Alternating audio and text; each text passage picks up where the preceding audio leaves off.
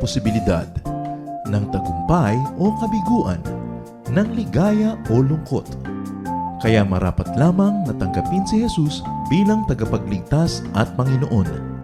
At matapos yun ay panariwain ang katapatan at paglapit sa Kanya bawat araw o day by day. Ang day by day ay naglalayong umalalay sa pang-araw-araw na pamumuhay. Narito po si Kuya Ed Lapis sa mensaheng pinamagatang The Life of Peace.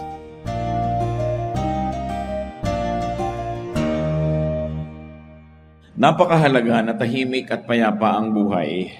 What will people not give just to have peace? Hindi pa siguro ito labis na maunawa ng mga taong hindi pa talaga nakakaranas magulo o maguluhan. Pero yung mga nagdurusa ng mga magugulong isip, nababagabag, nalilito, napakadali na sabihin talagang mapakahalaga yung kapayapaan sa buhay. At ito ang isa sa mga gusto ng Panginoon na ating tamasahin, a peaceful life. The Lord says, my peace I give to you, my peace I leave with you. At yung kapayapaan, sabi niya, na hindi katulad ng ibinibigay ng mundo, kundi yung kapayapaan na galing talaga sa ating Ama. Ano nga ba yung kapayapaan na yun? At napakahalaga, paano yun nakakamit sa buhay? The life of peace, how to have and enjoy a life of peace. Yan po ang ating pag-aaral at nawa kasihan ng Panginoon ang ating fellowship sa sandaling ito. Ama namin, salamat sapagkat kayo Diyos ang kapayapaan, katiwasayan, katahimikan. Nawa ito ang aming maunawa at ito rin ang aming matamasa sa buhay na ito. At nawa, kayo po ay mangusap ng may kapangyarihan, maunawa namin at maipamuhay ang nakapagpapalaya ninyong karunungan. Lord, speak in power and majesty.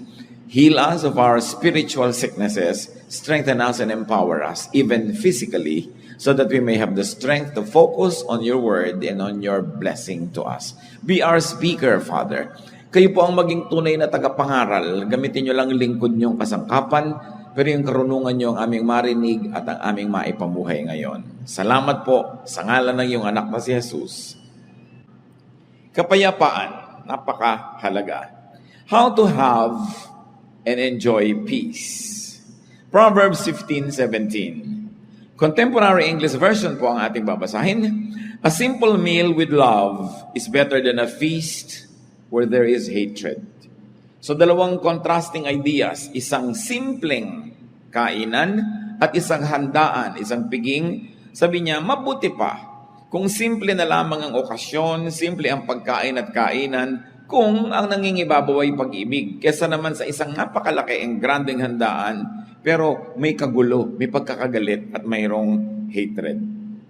Totoo nga naman, kung minsan po sa kagustuhan nating malaki yung event, sobrang laki ng pangangailangan, sobrang dapat maraming preparasyon, malaki ang gastos, malaki yung stress, ang nagiging ending gulo. Kaya sabi niya, mabuti pa ang maghari, love. So it's one of the more important elements to have peace. Love, to love as verb, no? Because love makes peace possible. Pag may pagmamahalan, marami kang napapalampas. Pero pag may pagkakainisan, pagkakagalit, kahit maliit na bagay, napapalaki natin. So it's very important. You want a peaceful life? Be loving. For peace is a lot easier to attain when there is love. Mahirap magmahal, totoo yun, pero mas mahirap magmuhi. It's very difficult to love, but it's a lot more difficult to hate. It takes a lot more energy at mas nakakapagod yun. So madalay mga kapatid, para mas tahimik ang buhay, simplify. Kung kayang-kaya natin yung maluho, yung malaki, yung grande, maingay, talagang kapansin-pansin without sacrificing our peace, then go ahead. Pero kung masyadong magiging magulo, halimbawa, gusto nyo magpakasal, ang sobrang yung grande, ang gulo-gulo naman dahil ang dami-dami yung gagastusin, mangungutang pa kayo, simple na lang. Gusto niyo ng kasalan ng mga garden wedding, ang mga panahon sa Pilipinas, hindi mo masabi. So para tahimik ang buhay mo, magplano ka na agad indoor. Kahit umulan, bumaha, tuloy ang kasal mo, hindi yung ang dami mong iisipin. Alam niyo yung stress ng mga gusto magpakasal outdoors? Pagka sinabi na ng Pag-asa na malami darating na bagyo, papray na ng papray, isang linggo pa lang bago ikasal. Lahat ng tao nagpagod kape-pray para sa kanila. Ang arte-arte kasi gusto pa garden. Kaya tuloy nahihirapan ng maraming tao. Ngayon sa araw ng wedding, kung gabi man yung wedding, umuulan na sa umaga, hirap na hirap ang loob. Pati yung mga waiter, hindi malaman ipapasok ba o ilalabas ang handaan. Ang gulo. Kaya sabi, simplify. You want peace? Simplify. Simpleng damit. Yung iba, sobrang garbo ng mga damit. 5 yarda ang belo ng bride. Hindi na tuloy makalaka dahil sumabit na sa lahat ng silya, sumabit na sa carpet, nakaladkad na niya yung buong mundo. So, ang hirap kasi masyadong maraming kaartehan. Kaya sabi dito, simplify. Better a simple meal rather than a feast. Magkakaroon lang pala ng hatred. Kayo na ang bahala mag-translate sa buhay niyo mga kapatid kung ano yung simple at alin yung magarbo. At alam nyo, nakakapagpagulo. Kahit sa andaan ko minsan, when you want a perfect na hain in more opulent homes, makikita mo kung paano nai-stress yung lady of the house na nakaupo with the guest kung yung mga katulong hindi marunong mag-serve. O nagkakamali, anong kutsarang inilagay dito, anong tinidor, saan inilagay si baso, nandidila talaga yung donya at kung pwede lang niyang kainin ng palihim yung katulong niya kasi yung reputasyon niya ang nakataya. So relax, gawin mo na lamang na, hindi na sit down dinner. Gawin mong buffet. Di ang simple-simple, hindi ka pa sobrang napagod. At kung wala ng pagkain, wala na, di titigil na tayong kumain. Hindi yung sobra mong gusto magpa-impress, sobra mong gustong malaki yung statement, ang laki tuloy ng nakataya. At pag malaki nakataya, malaki yung pwedeng matalo. At pag malaki yung pwedeng matalo, stressed ka sa buhay. It's better to simplify. When people try to be more beautiful than they really are, when people try to stand taller than what they really are, they have to work hard so much at hiding the truth. Hindi tuloy sila nakakapahinga. Mabuting simple, mas mabuti yung inaamin mo na lang yung totoo ka as much as possible. Siyempre, hindi ka naman pwedeng 100% na totoo. Diba? Meron ka namang ini-improve, which is normal. But alam mo dapat kung ano yung sobra na to, mapapagod na ako, this is no longer good for me and for everybody else around me. Simplify and your life will be much more peaceful. Proverbs 21:9. It is better to stay outside on the roof of your house than to live inside with a nagging wife. Siyempre, point of view yan ng husband. Dapat din pwede rin sabihin, than to live inside with a nagging husband kung husband mo naman yung nagger. Alam naman natin na sa Middle East, ang mga bubong ay pwedeng tirhan kasi flat. Pag naglagay ka ng kaprasong bubong uli doon sa ibabaw ng bubong na yun, kaprasong dingding, yun na yung upper room. So it is possible. But what Proverbs is saying is, mas masarap yung tahimik kahit nag-iisa ka na lang. Malayo ka na lang sa mahal mo sa buhay. Kung nagger naman ang lagi ang pinagdagagawa, kailangan tahimik ang buhay. Isang lesson dito mga kapatid, you want a peaceful life, don't nag. Mas marami naman talagang wives na guilty nito, pero hindi ito exclusive to women. May mga men, sila yung nagger. Don't insist on your own way. Bakit ba may nagnanag? Because somebody insists on your own way. Gusto ni Mrs. Pisang-pisa ang toothpaste. Yung walang natitira, hindi uka-uka, tuwid na tuwid. Gusto mo pala, di ikaw ang gumawa. What you want for yourself. Kung yung husband mo, gusto niya uka-uka, tabi-tabingi. Pareho lang naman kayo ng right bilang mag-asawa. Why impose on him na lagi niyang gandahan yung pisa ng toothpaste? Diba? O gusto mo, bubili kang dalawa, isa sa'yo, isa sa kanya. Tahimik ang buhay. But why impose your values on somebody else? Because you think you're better? Because you think you're superior? Kaya nagkakagulo mag-asawa. Because you impose. Gusto nung isa ang lamig-lamig ng aircon, gusto nung isa mainit, maghiwalay kayo ng kwarto. O wala na lang aircon para walang gulo. Yung gusto, yung isa ayos na ayos yung sa pinangkama, yung isa naman pagka sumakay sa kama, nagulo na lahat. Maghiwalay kayo ng kama. Ngayon, ayaw mo maghiwalay, tiisin mong magulo. Gusto mo pala mag-ayos ka. Pero kung ayaw niya mag-ayos, don't impose. When somebody imposes, that's when stress becomes unbearable. Siyempre naman, yun namang mga asawa, lalo kasambahay, kung pwede kang makisama dun sa mahal mo sa buhay para siya sumaya, di gawin mo rin. Pero ang totoong may problema nun, hindi yung ayaw pumisa ng toothpaste ng maganda, yung nagpipilit na laging gandahan yun. Yun ang mas may problem. Dahil yun, hindi naman ini-insist sa'yo ng asawa mong guluhan mo ang pagpisa. Siya, pumipisa lang, ganun lang. Pero hindi niya ini-impose sa'yo yung taste niya. Pero yung ini-impose mo sa kanya, yung taste mo. Because si Pastor, di po ba mas maayos naman talaga yun? Oo nga, pero hindi.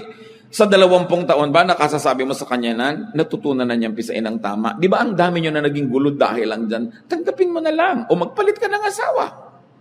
Hindi mo naman magagawa, bubili ka na lang ng extra toothpaste. O ayaw mo naman, pagtsagaan mo tabi-tabingi. Alam niyo ibig sabihin, may mga babae kasi ang gusto, pag pinisa mo yung toothpaste, lahat na doon sa dulo, yung malapit sa labasan lahat, at pantay dapat. At araw-araw yun ang problem. No? So, tanggapin mo na lang. Kung yung asawa mo pag naliligo, tumatalsik-talsik dyan, nagiging parang kanal yung bahay nyo. Kaysa naman mag-away kayo, punasan mo na lang. O magdalawa kayo ng banyo, kung meron kayong budget. Pero hindi pwedeng i-insist mo sa kapwa mo kaning gusto mo, kahit asawa mo siya. We were created as individuals with individuation. Don't nag, don't insist on your own way. What you want for yourself. What you want done, do yourself. Hayaan mo yung isang tao kung ganun ang kanyang ugali. Pero siyempre, kung kakausapin naman ito yung kabila, pagbigyan mo naman yung misis mo kung magagawa mo. Pero alam niya yung likas ay likas eh. Can a leopard change its spots? Sabi nga nila, you cannot teach an old dog new tricks. I have seen couples na talaga yung pagpisalang na ganyan, yung paglagay ng maruming damit sa ropero, yung pagsasampay ng basang tuwalya sa kanilang banyo. Taon na nilang pinag-aawayan. Hindi na matahimik na malaman mong, oo nga, no, ba't na pinag-aawayan ito? Tatahimikan ko na lang ang buhay ko, hayaan mo siya yung gusto niya. Kasi paggalang din sa kapwa yon, yung hindi mo ini-insist ang gusto mo. Meron naman mga asawang hindi marunong mag-spell, kinokorek ng asawa over dinner table. No? Yung ang pronunciation, ikinokorek. Para lang ipakita sa ibang, actually, marunong ko mag-pronounce, yung asawa ko lang hindi marunong. So, ikokorek ko in public. Pagpapasikat yun yabang. At the expense of the one who loves you and at the expense of the one you love. So, dapat mga kapatid, if you're above 25, especially above 35, alam mo na yung mga ways na troublesome at alam nyo na yung ways na peaceful. Go for peace. Most of our troubles are self-manufactured. Ngayon, kung ikaw naman yung asawang ninanag, don't invite nagging para din tahimik. Do your part, do your duty, do what you must. Kung pwede mong pagbigyan, para tahimik kayo, di pagbigyan mo. Move on time. Yun naman mga ninanag kasi, kung anak yung ninanag, hindi pa kasi sumusunod agad. Kung sumusunod ka na ba naman agad, di tapos na rin yung nagging. Many people nag because they don't get the results that they want. So you want them to stop nagging, give them what they want. They'll stop. Now, if you want naman to stop this trouble in your life, change your standards so you don't have to nag. Both parties have to do something to have peace. Especially in a home, it takes at least 2 people to make trouble. At kung ikaw yung laging ninanag, do things well. Lalo yung mga anak, may karapatan naman ng mga magulang yung inag kayo because ninuhubog kayo sa tamang ugali. Tsaka siyempre sila yung may authority sa bahay So, kailangan ka mag-conform sa ganong authority. But family members, stay away from vexations. Kung ikaw yung may tendency to nag, check yourself and nag less. Change your standards. Value peace in the home more than your sense of orderliness or your sense of what should be. Ngayon, kung ikaw naman lagi yung ninanag, pagbigyan mo yun ng nanag para tumigil na rin siya habang kaya mo. Kung ikaw yung lagi nalang pinapaalalahanan, tandaan mo na para hindi ka napapaalalahanan. Mahalaga tahimik. Do not allow yourselves to be vexed. Sabi nga close the door that brings in the draft. Isang Arabic saying. Kung ano yung laging nagiging dahilan ng pag-aaway, solve nyo yon para matahimik na yon at matapos na once for all. Kasi alam nyo yung may trouble, lalo sa sambahayan, para ka naglalakad, nakasapatos ka na may bato sa loob. Masakit, mahirap. Why live with it when you can live without it comfortably? But it's only a matter of deciding that, yes, I'm going to value peace. More than the standards that I like. and probably more than my personal inclination, mas mahalaga that there's a climate of peace. If you have to choose, settle for physical rather than spiritual or emotional discomfort. Meron kang benefit. It will give you more money. It will make your life more comfortable. It will give you more things. Pero alam mo, dadalahin ang konsyensya mo, mababagabag ka, mahihirapan ang loob mo. Mas pahalagahan mo, kapatid, yung kalooban mo. Nothing outside the body can compensate for something that is sick inside it. Lalo kung espiritu o puso. So magbigay na, maglingkod, para ka nalang matahimik. Kesa i-insist mo lagi, this is my right, this is my right. Pero lagi naman kayo nag-aaway, sige na nga. Doon sa mga agaw-agawan ng mga magkakapatid sa mana, dapat pantay-pantay, eksaktong-eksakto. Pero sa pagpapa-eksakto mo, sobrang nagiging gulo dahil meron talaga mahilig mang lamang. O kung hindi mo ikakamatay, ibigay mo na ng tahimik ang mundo. Lalo't alam mo na talaga makikipagpatayan siya, makuha lang niya yun. Ba't ka naman makikipagpatayan? Ibigay mo na lang. Lalo't hindi mo naman ikamamatay na ibigay yun para kayo tahimik. Alam niyo yung gulo, mga kapatid, expensive. You say, pagka naman ibinigay ko, mawawalan ako ng ganitong halaga. Pero ang bagkanong nawawala sa'yo na tumataas ang presyon ng dugo mo, nagkaka-stress ka, tumataas ang blood sugar mo, naapektuhan ang iyong kidney, naapektuhan ang iyong desisyon, naapektuhan ang itsura mo, yung mukha mo. May cost yun, hidden cost. Most of the time, we pay for those costs without knowing it.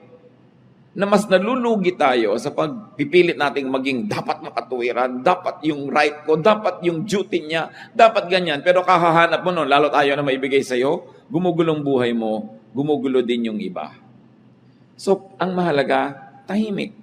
Kaya ang sabi ng Panginoon sa Matthew 5:41-42, if a soldier forces you to carry his pack 1 mile, carry it 2 miles.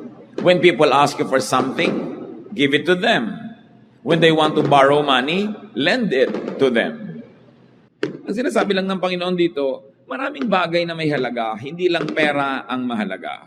So kung yung pagpaparaya, yung pagbibigay, yun ang makakapagpatahimik sa buhay mo, yun na lang ang pahalagahan mo. Marami mo sabi, hindi yata dapat, hindi dapat. But look at your life kung tahimik kayo. Kung payapa kayo.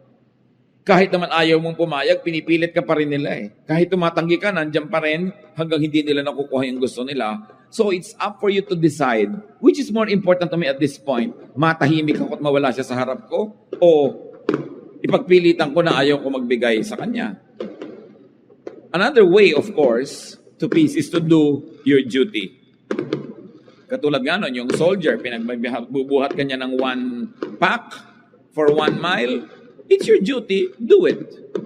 Tulad din ng mga husband, hindi naman natin gustong konsentihin yung mga husband na ayaw ayusin yung paggamit nila ng mga banyo, pero duty nyo rin to please your wife. The Bible tells the husbands, please your wife. At hindi mo naman ikamamatay na ayusin yung pagpisa ng toothpaste, huwag mong basain yung sahig ng banyo, isampay mo ng mabuti yung damit mo doon, gawin mo na yun para tahimik ang buhay.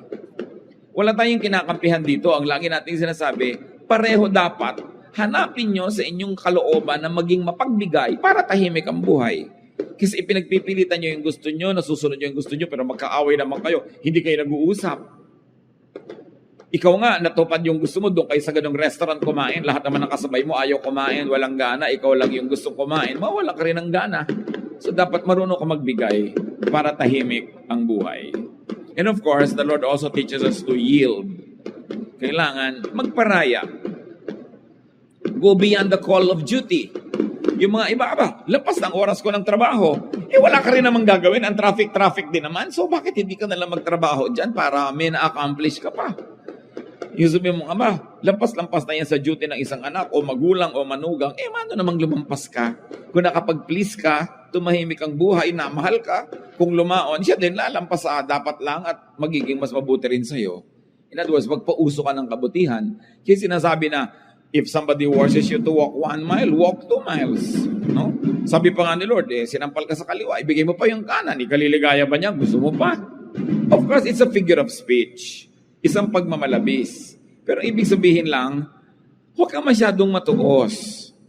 Huwag laging compute ka ng compute. Ay, lugi na ako, lampas na. Kung Kung kaya mo pa magbigay, ikaw pa yung magbigay para magpauso tayo ng climate of peace. No? Habang kaya. Because peace has a price. Trouble has a price. Pareho lang tayo magbabayad, doon na lang sa peace.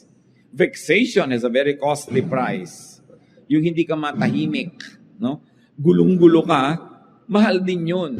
So kung minsan binabayaran na lang natin, binibili na lang natin yung katahimikan natin para rin sa ikabubuti ng ating kalusugan. And then give. Because to give is also a form of yielding. Especially when resistance or refusal would mean vexation.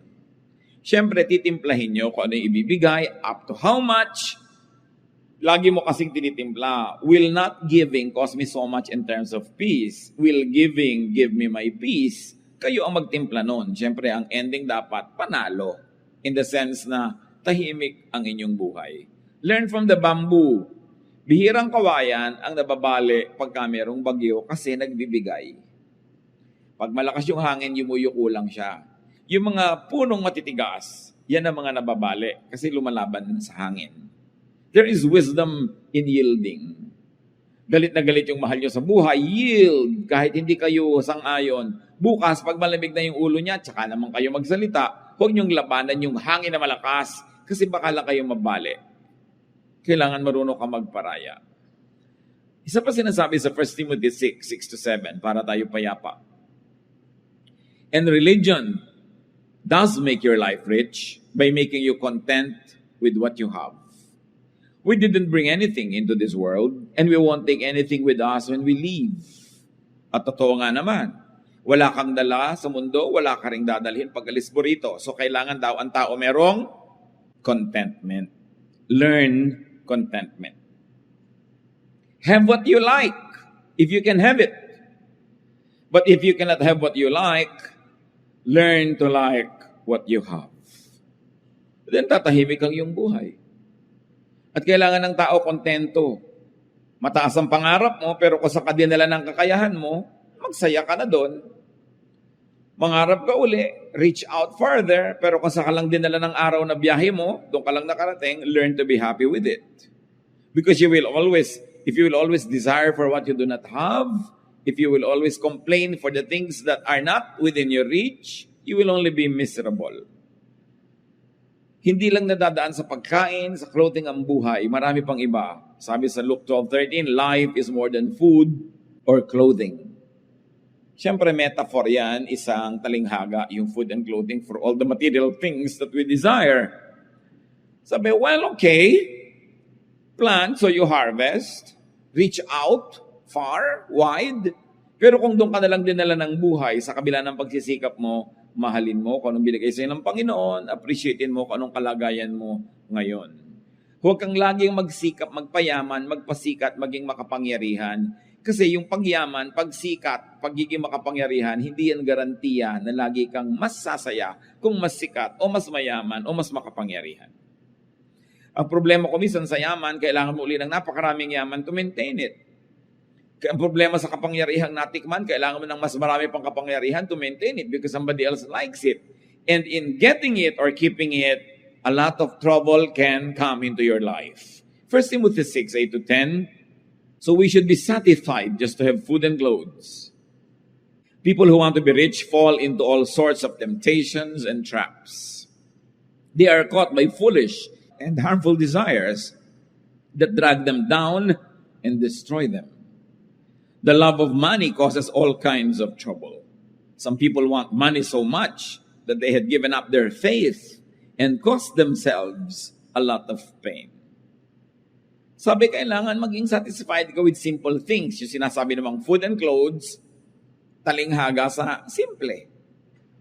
Hindi sinasabing magpakasimple ka na lang all your life. Pero kung yan na lang talaga ang narating mo na hindi mo sinacrifice ang pagiging mabuting tao, ang pagiging anak mo ng Diyos, well, learn to be happy with it. Sabi, yung sobrang pagnanasa na yumaman o magkaroon ng sobrang higit-higit sa kailangan naman nila, naububulid lang sila sa napakaraming mga gulo.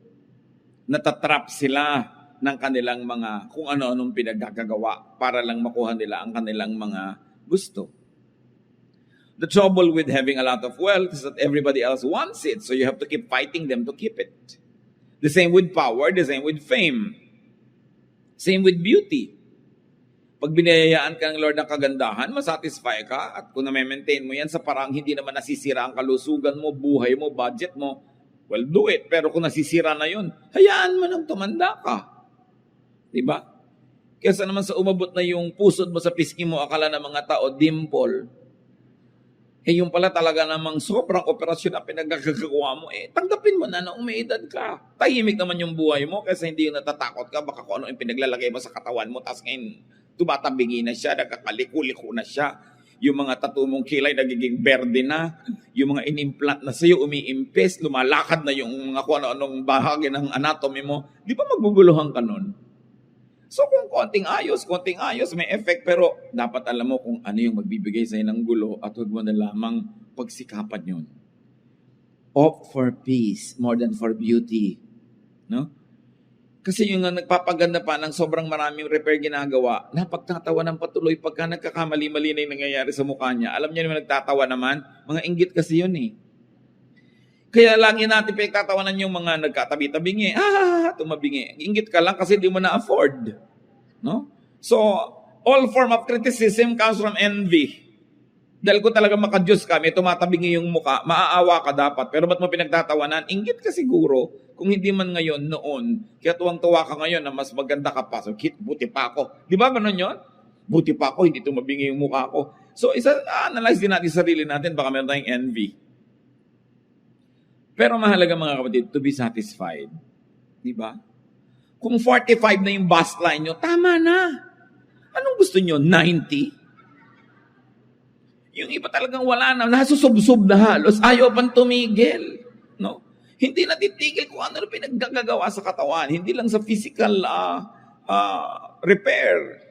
Yung sobrang honor na, gusto pa, nagngangangalngal dahil 99 yung grade. Ano ka ba? 99 na nga, yung kasunod mo, 88 pa lang. Tapos ang lungkot mo pa. Dapat matuto na tayong sumaya. Kung yun na yung best natin. Ito na yung buhay na naibigay sa inyo ng asawa nyo. Dati, ikaw ay isang may bahay na walang bahay. No? So, hindi ka na nagkabahay kahit kailan. May asawa ka naman, di sumaya ka na. Kasi may bahay na wala naman siya katabi, wala naman siya kapiling sa buhay. Yun ibig sabihin, count your blessings. You are not better than the other person. But what's important is for you to count your blessings. Siyempre, kung marami kang anak, laging halos wala kang pera, ang dami mong binabayaran, matrikula, gastos, pero dumadami naman yung tao na nakapaligid sa'yo, tumatanda ka, meron kang mga kasama sa buhay, kakaapo ka, kanya-kanyang blessing yan, kanya-kanyang bilang, kanya-kanyang pagsisikap na maging kontento sa buhay. It's very important to be happy. Hindi ka masyadong matangkad, huwag ka nang malungkot, at least hindi ka tatamaan ng kidlat. Kasi yung matataas ang tinatamaan ng kidlat, di ba? Lagi mo, merong blessing ang buhay ko, I will be happy with it. I will celebrate what God gives me. Hindi naman ibig sabihin ng kontento, wala ka ng pangarap at wala ka ng pagsisikap at ambisyon. Yes, dapat mag-ambisyon, mangarap, pero hanggang doon talaga ang narating ng kaya mo, accept it, and then celebrate it. If more means more trouble, more stress, more pain, what's the point? Sobrang lumaki nga ang kita nyo mag-asawa pero nagkahiwalay na kayo forever. Hindi ba kayo pwedeng mabuhay ng konti lang pero masaya naman kayo? Pinipili. Hindi lang pera ang mahalaga. Merong mga mag-asawang hindi na nagkasama kahit kailan dahil puro laging palaki ng palaki ang babayaran, kukuha ng uhulugan, babayaran, hanggang namatay na yung isa, o kung ano na yung nangyari, hindi na kayo nagkasama. What's the point? Hindi ko naman sinasabi, huwag kayo maghiwalay para maghanap buhay, pero hanggang kailan? When do you stop? When is enough? Enough. Ang tao dapat natuto ng contentment. The length of one's life is constant and limited. More power, more money, more beauty doesn't mean more enjoyment. Mas marami pa nga nagpapakamatay na maganda kaysa hindi maganda. Mas marami nagpapakamatay na tagumpay kaysa bigo. Mas marami nagpapakamatay na mayaman kaysa mahirap. So nakikita natin, hindi naman masamang yumaman o maging sikat o maging makapangyarihan. Pero kung hindi naman yun ukol para sa inyo at sobrang hirap para lang i-maintain, what's the point? Nakikita nyo, di ba ang mga bundok, iba-iba yung height? Pero ang totoo, pag tinignan nyo yung Earth from far, far away from the moon, parang bilog, ibig sabihin, hindi naman kita yung agwat ng mataas, mababa. Parang pantay lang. Ganon din tayo mga tao. Pantay-pantay din tayo. Mukha lang tayong hindi pantay-pantay pag tinitingnan natin sa malapit. Pero sa malayo, pare-pareho lang tayo na hindi natin alam kung gaano tagal tayo mabubuhay. At kung naging maingat tayo, malusog at pinalad, pare-pareho siguro lang na ang buhay aabot hanggang 90, 100, kung sobrang mahaba, 110. Pero wala namang mabubuhay ng 1,000, 2,000 years. Pare-pareho lang. In other words, what am I trying to say? No? Why bother to have more property than others when pare-pareho din naman kayong mamamatay? Why bother to be more beautiful than the other person na pareho lang naman kayo nang hinihintay ng kabaong? Hindi masama kung madaling mangyari sa buhay mo yung mga yon. Pero kung sobra ang ibinabayad mo in terms of internal trouble, huwag na lang. Live your life. Kasi kung nabuhay ka ng 70, 80 years, pero ang laking percentage yun, lagi kang nagkukumahog, lagi kang nai-stress, lagi kang naghahabol, lagi kang nagkukompete. Tapos yung isa, tahimik lang yung buhay niya. Kumikita ka halimbawa ng times 100 ng income niya, pero mas marami siyang katahimikan, mas marami siyang tawa sa buhay, mas marami siyang oras sa maglibang, magsaya kasama ng mga kamag-anak niya, mas marami nga yung pera mo, pero pareho rin naman kayong tigsi 70, 80 years lang eh. Pero ang totoo nun, mas nag-enjoy siya. It doesn't follow that when you're poorer, you enjoy more. What I'm trying to say is, if by trying to get more and more and more, you already begin to be troubled, it's not worth it. Ang pahalagahan mo, mas tahimik. Meron kang sasakyan, sarili mong sasakyan, pwede mong ipasada ng 20 hours a day. Ang dami mong kita. Pero pag ipinasada mo siya ng 8 hours a day lang, may oras ka sa pamilya mo, may oras ka magpahinga, bakit mo papatayin ang sarili mo?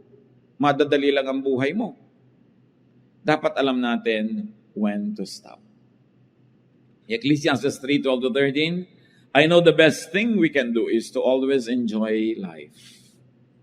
Because God's gift to us is the happiness we get from our food and drink and from the work we do. So ang itatanong mo, mag-e-enjoy ba ako dito? Mag-e-enjoy ba ang mga mahal ko sa buhay? Mag-e-enjoy ba kami? Kasi kung ang tanong hindi naman, why do it?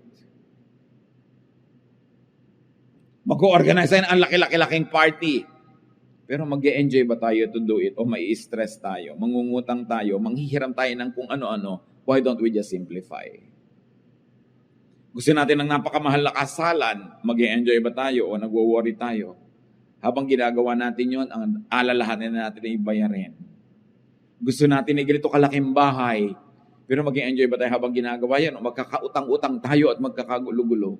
What's the point? Minimize pain. That's what's important in life. Study history. Sa palagay nyo ba yung mga karaniwang magbubukid at yung mga presidente ng mga republika, sigurado kayo na mas nag-enjoy yung mga presidente? Hindi nyo kayo sure. Hindi masama maging presidente. Pero kung makikipagpatayan ka sa mga kaibigan mo, makikipagtakwilan ka sa mga kamag-anak mo, kailangan mo pang pumatay at mandaya at magsinungaling, what's the point? Achieve as much as you can as long as it does not sacrifice your relationship with your God, with your loved ones, and with your fellow men. Pero kung ibabayad mo na yung mga higit na mabubuting bagay, what's the point? Minimize pain by minimizing your needless desires. Then maximize pleasure by enjoying what all you already have instead of ignoring it and trying to have more and more and more. And when you get more, you have no time to enjoy it because you have to work so hard just to maintain it. And then you do the most good because that's what God wants. The best way to enjoy life and have peace is to please God. And God is pleased when we do the most good. So you minimize pain, you maximize pleasure, you do the most good, and then die. Meet your maker. Whether you like it or not, you're going there. Pero ang itatanong mo, pag nilingon mo yung buhay mo, was it pleasant? Was it nice? Or was it full of strife? Baka sa sarili mong libing, hindi mo lang makipaglibing ang kapatid mo dahil inagawan mo siya ng mana. Is it worth it? Mas humaba pa talaga yung buhay mo kaysa sa kanya? Mas sumarap ba talaga ang pagkain mo? Pwedeng sumarap, pero mas may gana ka ba kaysa sa kanya? Pwedeng nakabili ka ng mas magandang bahay, magandang kwarto at kama, pero mas mahimbing ka nga ba talagang matulog dahil lang nagkaroon ka nun? Pero kung binabagabag ka pa ng budhi mo, wala ka pa naging mga kaibigan, nakagalit mo pa yung dati mo mga kaibigan, is it worth it? You should know when to stop. Kumisan, meron sa ating pinagpapala ng Panginoon, kumikita tayo ng malaki, everything's going well, healthy tayo, pero ayaw nating tumigil, nagiging sakim tayo. Pag naging sakim ka na, gusto mo na lang more and more and more, itatanong mo na sa sarili mo, is the enjoyment directly proportionate to the increase in what I have? Kasi may diminishing returns din yan. Alam niyo yun naman yung pera, mahalaga lang yan sa taong walang pera.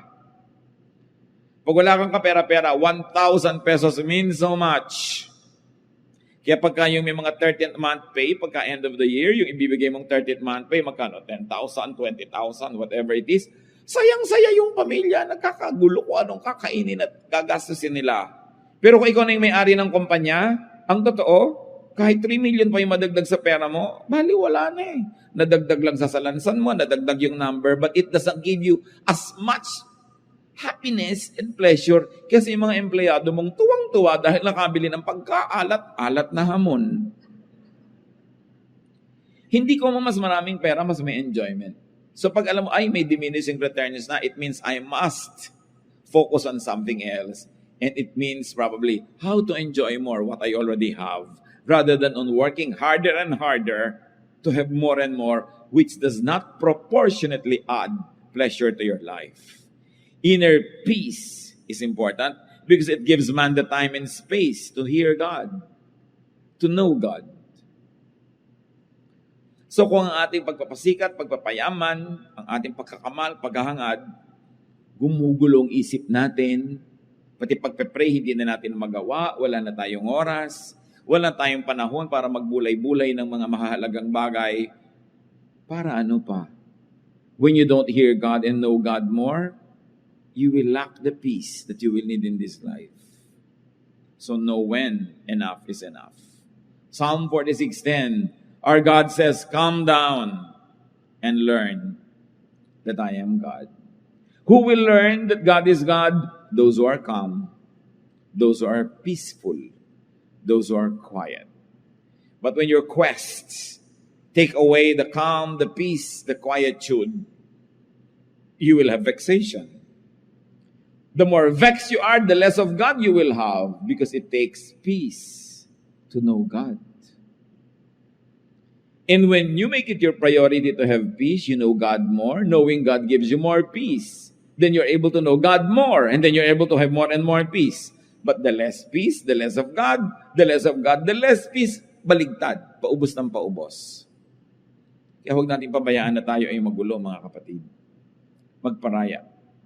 And it's very important that you enjoy life. You're working, enjoy it. Huwag niyong isumpa yung trabaho niyo. Kasi kung ayaw niyo, di mag-resign kayo. Kung ayaw niyo naman mag-resign, di mahalin niyo. Kesa nandyan, tas ayaw niyong mahalin, wala naman kayong choice, hati ang loob niyo.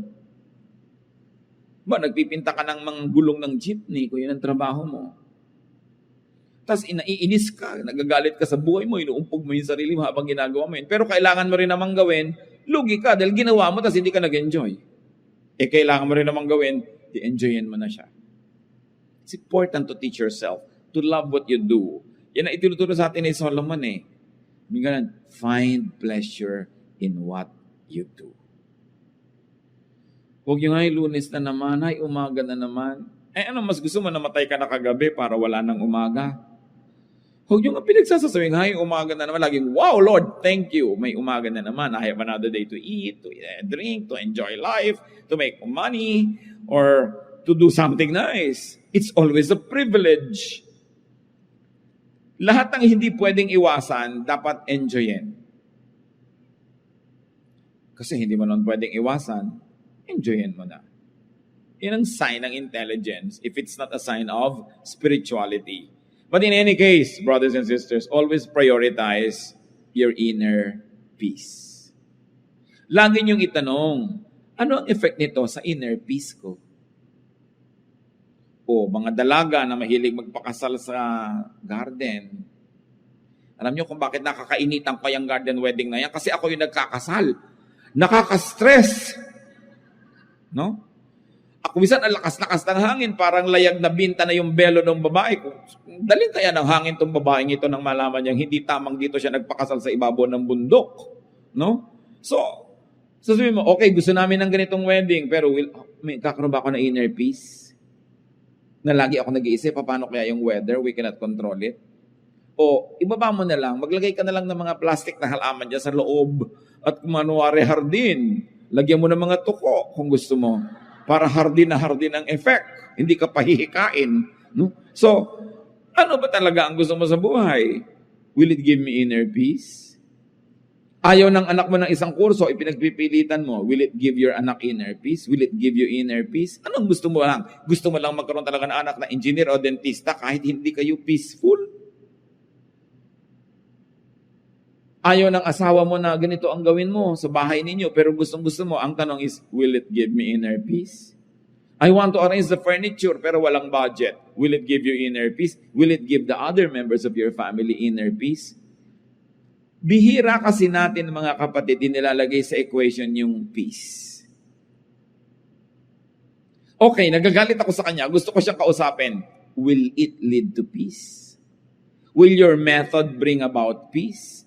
Okay, naihinga mo yung gusto mong sabihin. Sumaya ka. Namura mo yung gusto mong marahin. Napagalitan mo yung gusto mong pagalitan. But did it bring peace? If it didn't, it's not worth it. Because we, the children of God, are to be called peacemakers. Hindi lang tayo nabubuhay para pagbigyan yung katinang bibig natin, na yung gusto natin pawalang salita, kahit maanghang yun, o mahapdi, o masakit, o matalim, papawalan mo. Ang tanong, will I be called a child of peace? A peacemaker. After I have done this, always have peace. And make it your ministry to give peace. Not always to give a lesson, to give a lecture. Give peace. Pag kayo nagbibigay ng kapayapaan sa inyong kapwa, hindi nyo sila kailangan itali sa inyong paligid. Sila na mismo ang magbo-volunteer na susunod-sunod sa inyo, sasama sa inyo, kasi peace ang napapala niya. Pero pag laging gulo ng isip, bagabag, lalayo sa inyo. Gusto nyo ba yun? Bakit ang daming magagandang babae o magagandang lalaki nilalayuan ng asawa? Kasi hindi peaceful ang buhay nila. Merong dating babaeng mahal na mahal si lalaki, pero after 20 years, ayaw na niya, sinusumpa niya, hindi ko na kaya. Sabihin niya. Ano hindi niya kaya? Yung gulo ng loob. Huwag na, di bali na. Kung guwapo ka, di bali na may pera ka, ayoko na. Kasi ang mahalaga talaga, peace eh. So give peace. Allow others to be peaceful. Hindi ko mo lamang ikaluluwag ng loob mo, ibinuntun mo na sa kapwa mo, siya naman ang nahirapan. Be kind. So ang tanong, what vexes you? Anong gumugulo sa isip nyo? Ano nagpapagulo sa kalooban nyo, mga kapatid, na pwede namang tanggalin para huwag na lang kayo maguluhan? Tanggalin nyo na para gumaan ang buhay nyo. Kung kaya nyo mabuhay ng wala yon, what's the point? Diba? Kaya mahalaga yung confession, you confess to God because you have peace.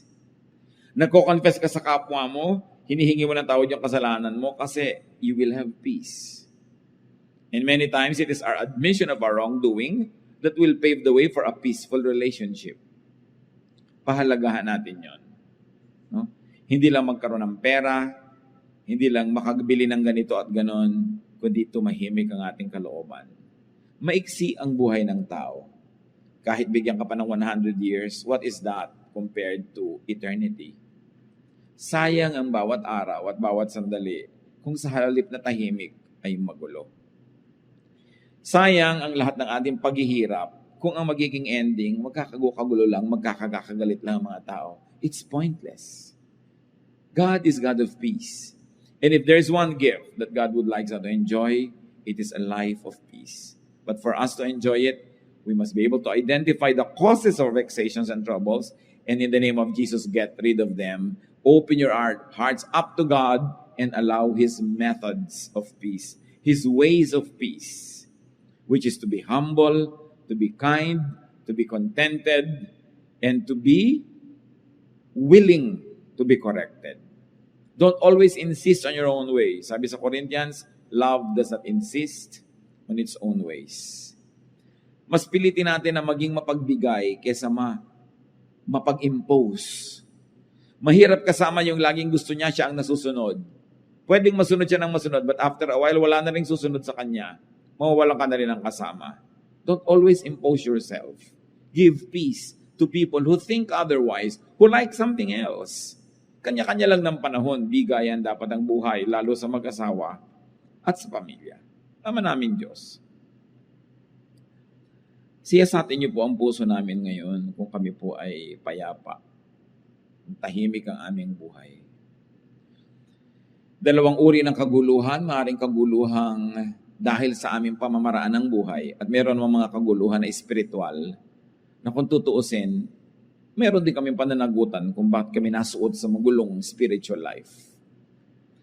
Pakita niyo sa amin ang mga pagkakamali namin para maituwid, Panginoon. Pakita niyo rin yung pagiging naming selfish when we insist on our own ways. When our peace means trouble for other people. Teach us, Lord, to balance na may bigayan na marunong din kami magparaya para kumisa naman. Sila naman yung payapa. Kahit kami ang magbigay. Sa lahat ng mga pamilya dito, Panginoon, na ngayon ay pinaghaharian ng gulo, kanya-kanya, agawan, awayan, pataasan ang mga pride, kanya-kanyang mga kasakiman. Patawarin niyo kami at ipakita niyo sa amin ang pananagutan namin at nawa maging daan kami, Panginoon, para gamutin niyo ang aming mga pamilya. Bless every family represented here. And through the people that hear your word and obey your word, O God, let your peace come into every family. Even workplaces, even communities and organizations. Pero una ngayon ang hinihiling namin, Panginoon, siyasatin mo ang puso namin at ipakilala mo, ipamukha mo sa amin ang mga pamamaraan, ugali, pag-iisip namin na kalaban ng kapayapaan. Nagbubunga pa ng gulo. Gulo sa aming kalooban, gulo sa aming kapaligiran, gulo sa aming mga relasyon. Teach us your ways, O God. Your ways that are peaceful and peaceable. Your ways that not only bring about peace in us, but also promotes peace wherever we go. Teach us and make us agents of peace. Lalong-lalo, Panginoon, kung kami may influensya, maybe our office, our job, our work, our job description, our rank, our title, sinusuko namin ito, Panginoon, para maging kasangkapan mo ng kapayapaan. Lalong-lalo ang aming mga dila na madalas sa katabilan nagiging sanhi ng gulo imbes kapayapaan. Turuan mo kami, Lord, na pag kami mga kakilala kami na nagkakagalit, huwag kaming kumampi, kundi maging agents of peace. Huwag naming abusuhin ang aming kapangyarihan o office para apihin yung mga kalaban namin o kalaban ng mga mahal namin sa buhay. Kundi habang kami may office, may official work, may title, that we be fair. Maalala namin na ang bawat trabaho binibigay mo sa amin is your trust. And you want us to be agents of your peace and fairness and justice. Teach us, O God. Magbulay-bulay tayo, mga kapatid. Pakinabangan natin ang sandaling ito. At nang tayo'y magiging lalo pang tahimik, ang lahat ng kilala natin ay matahimik dahil sa ating impluensya at ating mga tahanan, mas lalong magkaroon ng kapayapaan dahil sa ating mga pamamaraan. Lord, in silence, may you allow us to reflect. Teach us how to enjoy lives of peace.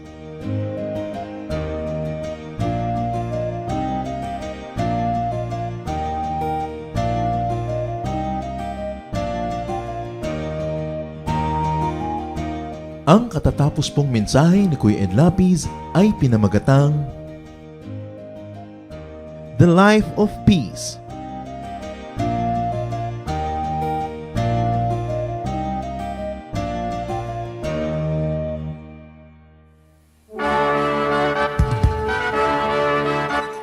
Halina't sama-samang sumamba at magdiwang sa Day by Day Jesus Celebration kasama si Kuya Ed Lapiz. Bulwagan ng Panginoon PICC, one Sunday a month, Philippine International Convention Center, Rojas Boulevard, Pasay City. All other Sundays sa mga Day by Day mini bulwagan ang pagtitipon. Para sa buwan ng Setyembre, gaganapin ito sa September 1, 2024. 8 a.m. ang First Jesus Celebration, 10 a.m. naman ang Second Jesus Celebration. Para sa iba pang detalye, bisitahin ang ating official Facebook page, Day by Day Friends.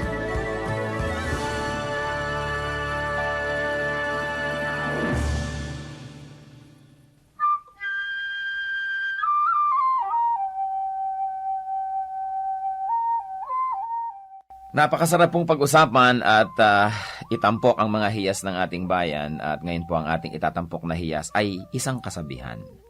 Ang mga kasabihan po ng ating bayan ay talagang tunay na hiyas sapagkat kailangan ng katalinuhan, ng damdamin na malalim at ng bukas na kaisipan upang sa pang-araw-araw na buhay ay makakita ng mga batas ng buhay, generalizations in life na maaaring mai-apply natin sa pang-araw-araw at pangkalahatang mga kalagayan natin. Ang atin pong mga magulang, ang ating mga ninuno ay nakapag-ipon ng mayamang koleksyon ng mga kasabihan. Kasabihan na nagmula sa pang-araw-araw at tunay na mga karanasan. Mga karanasan na nilinis, sinubok at dinalisay ng panahon. At ang atin po ngayong hiyas na itatampok ay ang kasabihan na kahoy na babad sa tubig, sa apoy huwag ilapit. Pag nadarang at nag-init, sa pilitang magdirikit. Yan po ay galing sa koleksyon ni Thelma Quintanar at mga kasama sa UP Cultural Dictionary for Filipinos. At kahit naman hindi natin tumabasa doon, ito'y nadidinig natin sa matatanda. Ang maganda nga lamang po ay patuloy natin itong marinig at bigkasin at iparinig sa mga bata, sa mga darating pang henerasyon. Pag ang atin pong mga kasabihan ay hindi na natin naipasa sa darating na saling lahi, yan po'y mamamatay na lamang. Mawawala na ng paggamit na pang-araw-araw, at kapag nawala yon, lugi po tayo. Napakalaking bahagi ng karunungan ng ating collective experience as a nation ang mawawala kapag ating tinalikuran at hindi ginamit ang mga kasabihan. Alam niyo naman po, maraming mga kabataan pag nakakarinig niyan, nakokornihan, but it only shows us kung gaano kagrabe ang miseducation at brain damage na nangyayari sa ating bayan. Dahil ang lahat ng mga tama at magaganda at mga dakila ay nakokornihan ang mga young people. At ang kanilang dinadakila ay mga artista, mga singers na wala namang maiturong mabuti. Ang atin pong kasabihan, kahoy na babad sa tubig, sa apoy huwag ilapit. Pag nadarang at nag-init, sa pilitang magdirikit. Ano po ang mga maaari nating mahalaw na mga katuruan dyan? Una, walang taong hindi pwedeng matukso. Hindi mo pwedeng sabing, yung taong yan matibay, pwedeng iharap talaga yan sa tukso. O yan, naku, laki sa Sunday school. O laki yan sa Biblia, laki yan sa simbahan. Matibay yan. Maging ang pinakamatuwid na tao ay susuko at matatalo ng tukso kung ito ay laging haharap sa tukso at bababad sa tukso. Napakaganda po nung metaphor na ginamit. Babad nga naman sa tubig ang kahoy at basang-basa, pero kung lagi niyong ilalapit sa apoy at tatagalan niyo ng paglapit doon, yan ay matutuyo, madadarang at magdirikit, mag-aapoy din yan. Kaya huwag po tayong pakasisiguro. Sabi rin nga sa Bible, ang tao daw na kung kailan sa palagay niya ay napakatibay niya, napakagaling niya, kung kailan sa palagay daw niya ang tao ay hindi matutumba, ay doon mag-ingat sapagkat malapit siya sa pagtumba.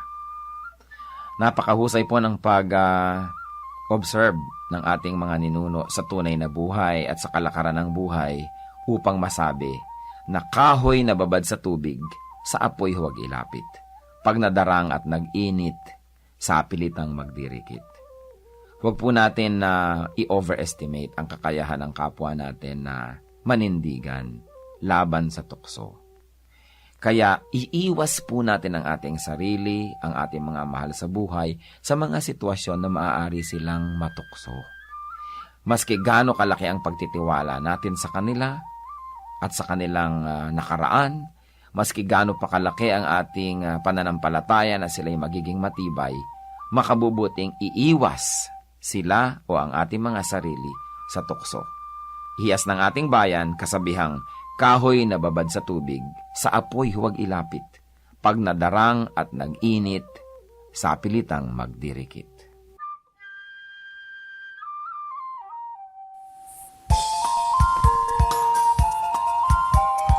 Ako po si Pastor Jerry Salvador at inaayahan po namin kayo na dumalo at makisaya sa Jesus Celebration sa ating Day by Day Gatid Jesus Ministries tuwing linggo sa ganap na ikasyam ng umaga sa Gatid, Santa Cruz, Laguna.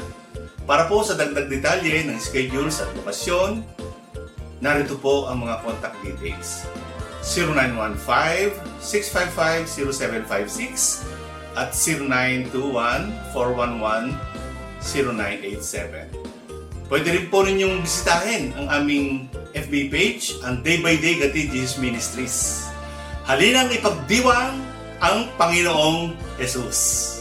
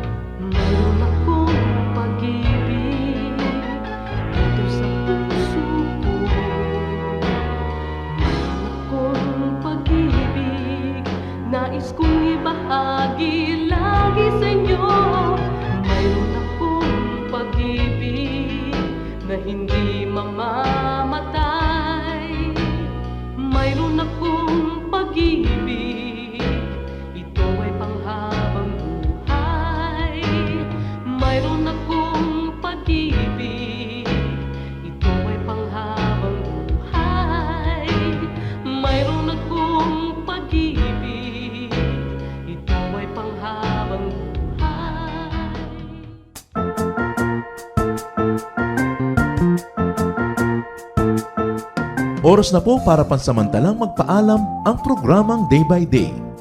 Tayo po'y magsama-sama tuwing ika-6 hanggang ika-7 ng umaga, araw-araw.